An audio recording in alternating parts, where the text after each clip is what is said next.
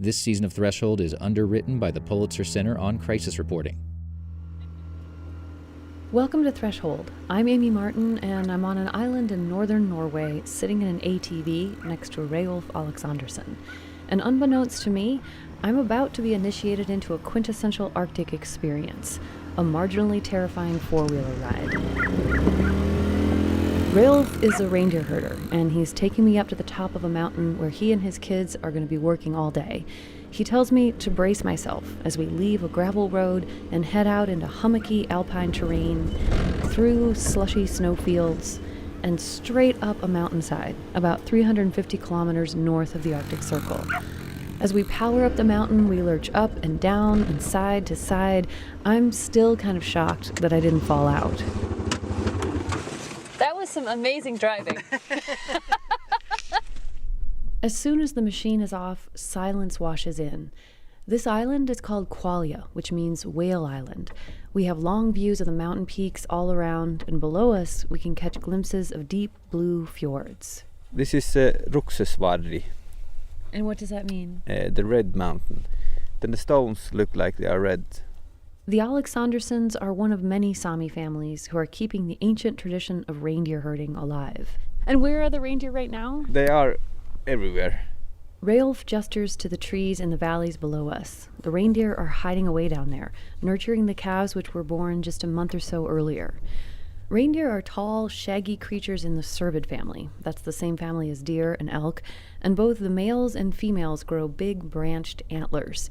You find them all around the Arctic. In North America, they're called caribou. And although I've always assumed animals could either be categorized as wild or domesticated, in a Sámi context, reindeer are sort of neither, or both. Most of the time, the Sámi let their reindeer roam free to brave the elements, face predators, and follow their natural migratory instincts. But at several key points during the year, they gather them up for different purposes. And Ralph says there's a real art to this. You have to know the reindeer's nature. Like moving with reindeers, you have to think, where do they go naturally? You can't work against the nature. For instance, later in the summer, when it warms up and the mosquitoes come out, the reindeer will naturally seek windy, cooler spots, like this mountaintop. At that time, the Aleksandersens will nudge them along and herd them into a big fenced-off area, kind of like a wide corral, so they can put notches in the calves' ears to signify ownership. Then they set them free again. It's a system of careful observation and close connection with the reindeer, but not total control over them. And it's a lot of work. Work, yes. The reindeer herding is working. You're not getting fat. As we learned in our last episode, the Sámi are the indigenous people of northern Scandinavia and western Russia. For hundreds of years, they've been pressured to assimilate, and now they have a new problem to contend with: climate change. When I met the Aleksandersens in the summer of 2017, we talked a lot about how a warming planet is impacting their traditions. But a few months later, they reached out to tell me about another issue that had emerged, a separate but related problem, which is seriously threatening their ability to keep herding. All of the parts of this story are important for understanding climate change and what it means to be a Sámi reindeer herder in the Arctic. So I'm going to take you through it step by step as I learned it on this episode of Threshold. What is Norway? And what did we decide was not Norwegian? Sámis. I am a Sámi, and my country is Sápmi, but it is colonized. You have to be the river. To yoik it, you have to become that thing. I think that everything we do with the reindeer is special and have a meaning. I would like it to be as it was when I was a child, before the climate changes started. Am I doing this right? Yeah? Ulf Isak Aleksandersen is 10 years old, and he's teaching me how to lasso a reindeer. So if I want to try to throw it, now do I... See, point like that. Uh-huh. There aren't actually any reindeer around at the moment. I'm aiming for their practice post. That hammering you hear in the background is the sound of his dad, Ralph, and his older sister, Sara Katrina, building a fence. You stand like this. Okay. Kind of put one foot in front of the other. Yes. And then you take it back and put. to kind of lean back and then Yes. throw it? Okay. I'm holding a loop of the rope in one hand, and with the other, I throw the lasso as hard as I can. And I miss. That was good. You're just saying that to be nice. That's really nice. Ulf Isak has blue eyes, rusty brown hair, and an expressive, freckle-filled face. And he carries a knife on his hip, a signature of Sámi reindeer herders. How does it feel when you get up here? It feels good because I have a bad day, and then I go up here, then I get better. Why is that, do you think? I think it's because my father is like a reindeer guy, and then I will also try my skills. And Ulf Isak has a lot of skills. For example, he can speak 3 languages: Norwegian, English, and Sámi. Okay. Ulf Isak says he's proud to be Sámi, but sometimes it's hard too. He and his sisters are the only kids who identify as Sámi in their school, and that can leave him feeling a little isolated.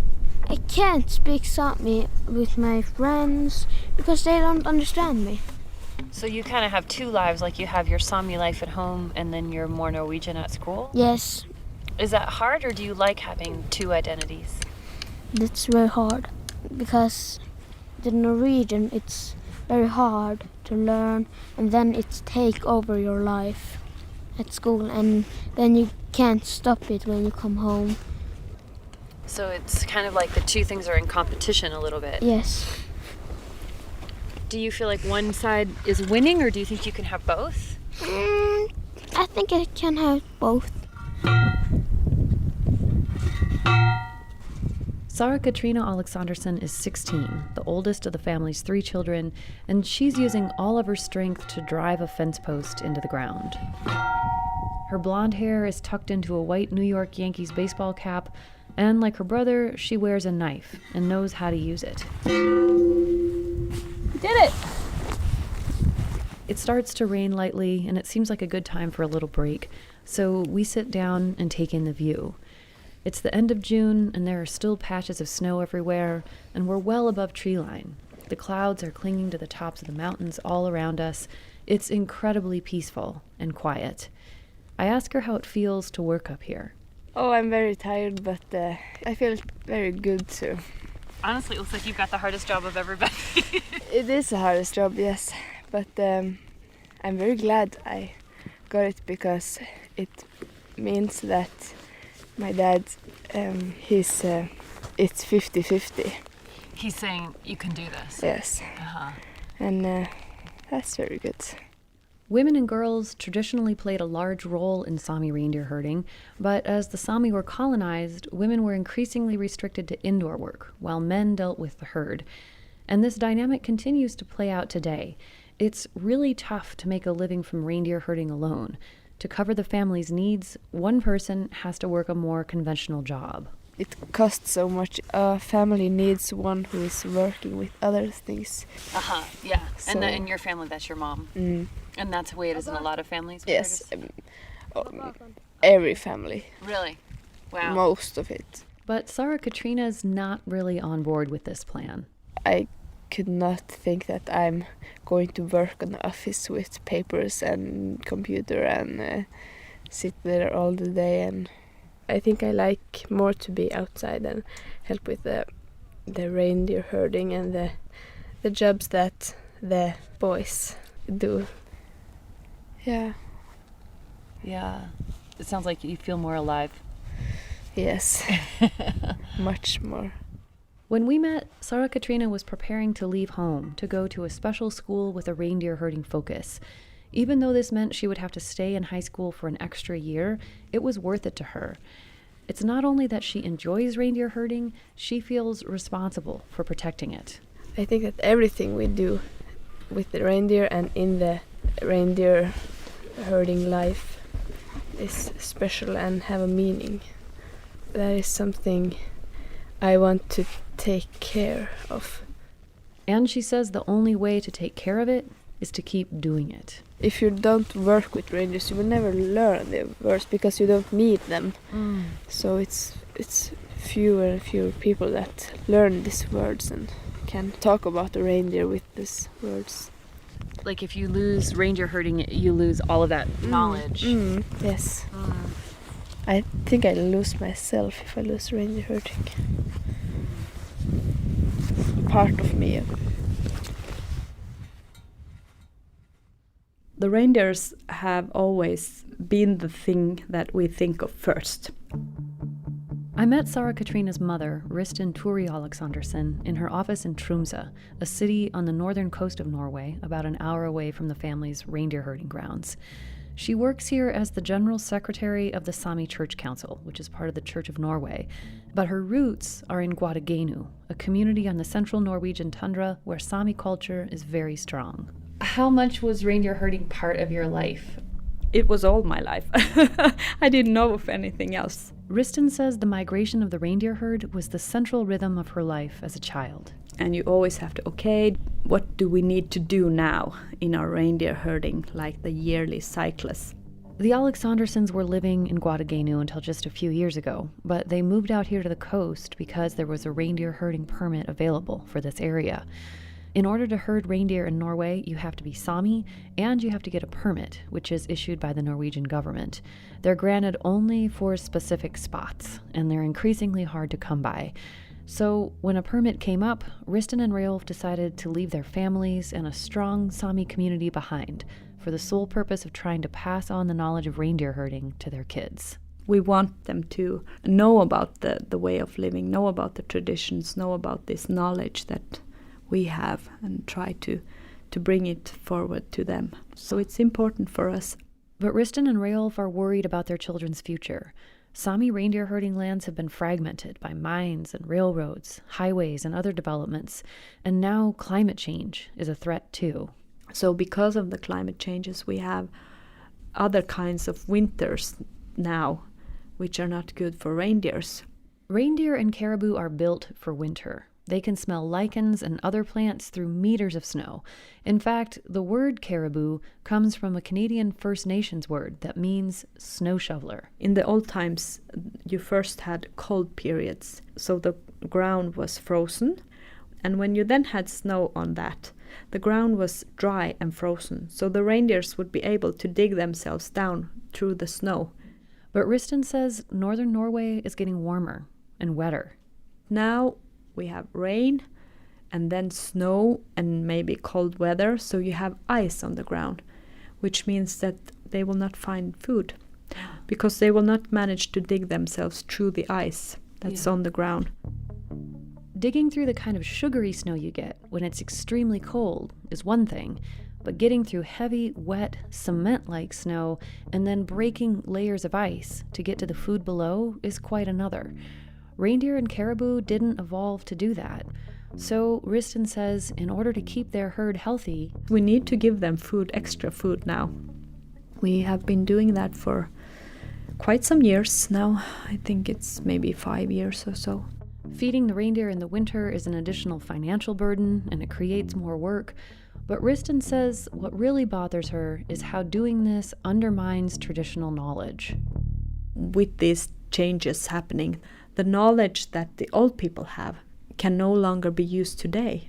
It's a huge difference. They never had to give their reindeers extra food, and now we do it on a daily basis during the winter, and that is becoming the normal thing. Are you trying to tell your kids like this isn't normal, like we shouldn't have to feed them, or do you think they understand that? Or I hope they do. We try to speak about that and try to tell them that this is something that has not been done earlier, and you need to know why not, and you need to know how it was in the earlier time. Yeah. So your kids are hearing that, but it's a little bit theoretical for them. Yeah, I guess. I'm afraid so. All of this has turned Ristin into a passionate advocate for climate change action. It's one of the main things she focuses on in her work with the Sámi Church Council. I would like it to be as it was when I was a child, before the climate changes started. Sara Katrina, Ulf Isak, and Rayolf are now resting in their tent at the top of the mountain after a day of hard work. It's almost midnight, but since it's late June in the Arctic, the sun is still flooding the mountaintop with light. And Rayolf tells me that when he first heard about climate change, he didn't really believe it. It seems so bad that it can't be true. Uh-huh. So there was a way that you were like, people are just being extreme. Yeah, but now I'm getting a little bit older and a little bit, and know a little bit more, and then I started to understand that it is real. It is really something that we are the reason. The turning point for Rayolf was when he started to see climate change happening with his own eyes. You know, for a lonely reindeer herder, it's not so much. I have not been in school and learned so much. I just have to trust on the things I can see on the mountains. I think when it's starting to rain in the middle of winter, then I'm thinking about what's going wrong, what have we done, what have we done. Every old person I speak with, they say this is not normal. And he's seeing other changes too. After the Aleksandersen family made the move out here to the coast, they found out that some new wind turbines might be going up on their reindeer herding grounds. They were worried about how this might affect their animals, but the plans they were given made it look like there would still be space for their herd. So that was the situation when I met them in the summer of 2017. They were anxious, but trying to be optimistic.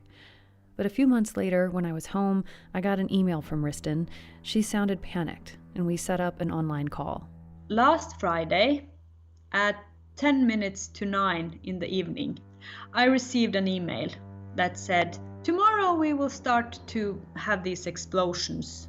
The new wind farm was definitely moving forward, and they had just received word that a new road was going in, a road that wasn't in the plans they'd been given earlier, and it cut right through their grazing area. The first step was going to be blasting the mountain with dynamite. And I got so mad. I called to this man who sent the email, and I was so angry, and I said to him, "You are not doing anything because we have not had the chance to move the reindeers away.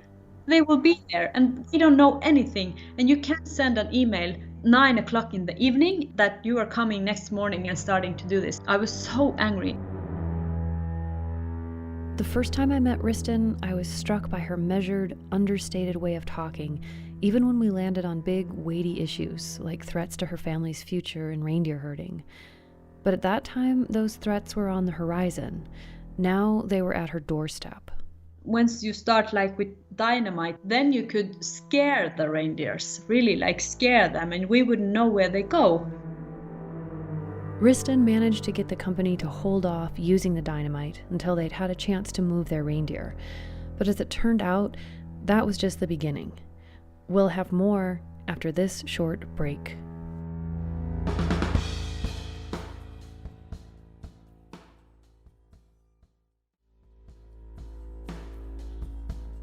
Welcome back to Threshold. I'm Amy Martin, and we're in the middle of finding out about a new wind farm going in on an Arctic Norwegian island. It's called Project Nordlicht, and when it's complete, it will have 67 turbines supplying 281 megawatts of power. That makes it one of the largest onshore wind energy projects in Europe, and it's located right on top of the land used by a Sámi reindeer herding family. This is Ristin Turi Aleksandersen. First, they have built the big cities and taken the land from the Sámis like that. And then when they have this problem with the climate change and the pollution and so, then they need to solve that problem. And the way they do it is that they take even more land from the Sámis or other indigenous peoples as well. Like a lot of big energy projects, there's an international cast of characters behind this wind park. Siemens Gamesa, a Spanish company, is supplying the 67 turbines. A German pension fund is one of the project's largest investors. And although it was promoted as a project that would supply clean energy for 50,000 Norwegian households, For its first 15 years of operation, all of the power from the wind farm will actually go to an aluminum smelting plant owned by Alcoa, a US-based company. So while these huge multinational entities have been celebrating Project Nordlicht as an environmental success story, to the Aleksandersen family trying to herd their reindeer on this land, the picture looks very different. So you are still colonizing the indigenous people's land, but now you are doing it in a friendly way, because now you are environmentally friendly, and that's so good for people. But you are still taking the land and destroying the indigenous people's opportunity to live their traditional lives. I get so angry because of this. Ristin is a recognized leader for climate change action. She's been invited to speak to representatives of the UN and the Vatican about how carbon emissions are directly impacting her family, and she wants a world in which we are not relying on fossil fuels. But, she says, how we get there is crucially important. We will all need to sacrifice something if we are to save this planet. And people are not willing to do that. So they just push it forward to the people who have a smaller chance to fight against it, or whose voice will not reach so far away. That conversation happened in the fall of 2017. We talked again in the summer of 2018 after the Aleksandersens had been living with the development of the wind farm for about a year. So can you just describe to me, how has the mountain changed? What does it look like now? It's there are roads everywhere. I think there is 90 kilometers of roads there. That's about 56 miles of new road. When I visited the reindeer herding grounds, it was wide open space as far as we could see. No roads, no power lines, no buildings. Now, Ristin says, the sounds of dynamite and constant truck traffic fill the air, and it's hard for them to keep their reindeer herd together. Especially for Reiulf, who is up there every day, it's really hard. Because all the mountains, it's so changed. And it's so challenging to work with the reindeers now. Ristin says she's spending countless hours writing letters, attending meetings, and trying to get the different parties involved to listen to her family's concerns. She doesn't really have hope that they can stop the development. She's just trying to mitigate the impact. I talked to the Norwegian government and one of the companies involved to get their perspectives, and they say that the permitting process for this project followed all of the rules for public input. But Ristin says the published plans don't always match what's actually happening on the ground. And things keep changing. In July of 2018, they found out another wind project is going in with a different owner. This one is small, just 4 wind turbines. But the plan is to put them right where the Aleksandersens gather their reindeer, in the very spot where I spent the day with Reiulf and the kids the year before. Ristin says news of this additional project hit the family hard. Right after we received the letter, this letter with the 4 new windmills, I really just felt that I fell into a big black hole. Ristin says they'd been clinging to the idea that they were at least going to be able to keep this one area protected from the development. But if these last 4 turbines go up, we wouldn't have a place to gather the herd anymore. And if we can't gather the herd, then the reindeer herding is it's not possible if you can't gather them. So I actually right now, I can't even think about that.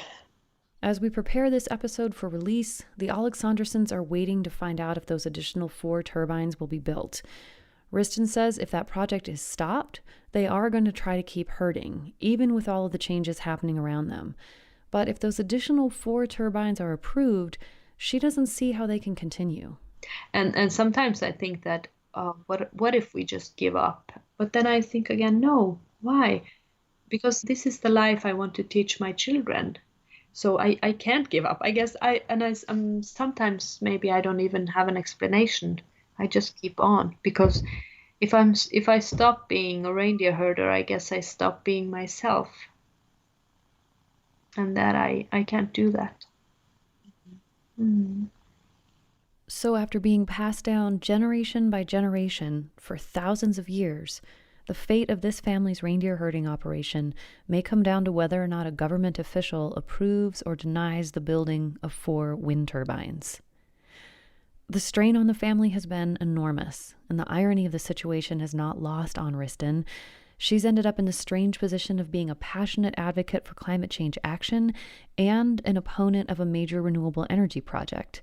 I asked her if the experience had made her less interested in climate change activism. No, I guess it makes me even more passionate about it, because what I see is that the way we work with climate change is also important. You know, how do we solve the climate change?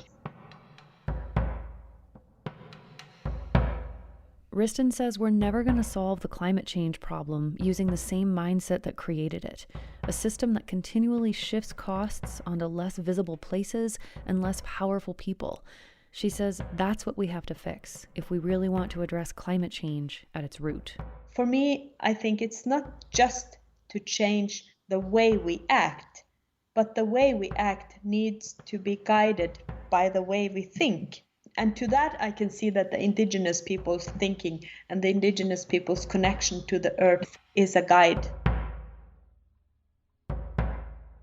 But she says it's very hard to get people to listen. Sámi families across the Scandinavian peninsula are in the same position as the Aleksandersens, fighting climate change on the one hand and new wind farms on the other. In fact, all around the world, indigenous communities are simultaneously being threatened by climate change and being forced to sacrifice land and resources in the quest for climate change solutions. Do you feel hopeful for the future? Like, do you feel like reindeer herding will still be a way of life 100 years from now? To be honest, I don't really think so. And without the reindeer, the Sámi people I think they are gone. And Raoul says if that happens, the world will be losing a very special form of wealth. He says he can feel it when he's out working in the mountains. I think about it when I'm alone and when I'm a little bit richer than them. They're a little bit poorer than me. Not in a way to hurt anybody, but because I feel that there is something. We have something we can share, which make a difference. This is my way to live. Nobody can take it away from you.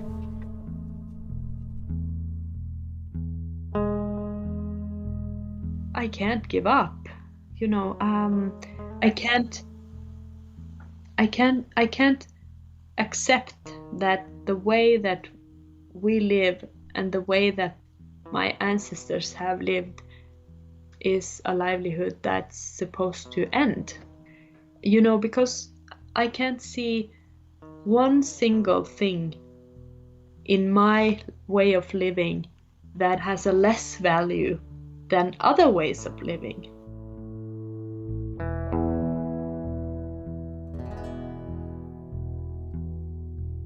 Ristin says she thinks they'll find out about those last 4 wind turbines soon. If you'd like to be informed when that happens, please join our mailing list at thresholdpodcast.org.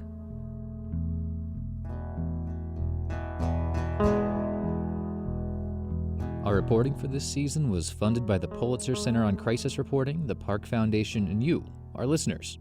Our production partners are Montana Public Radio and PRI's The World.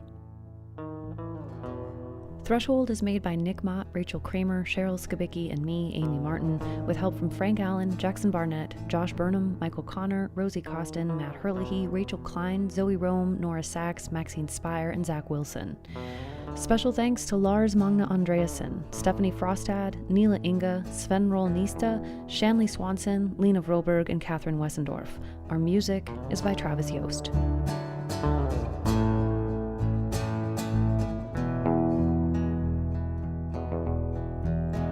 And on the next episode of Threshold, what happens when the world gets a whole new ocean?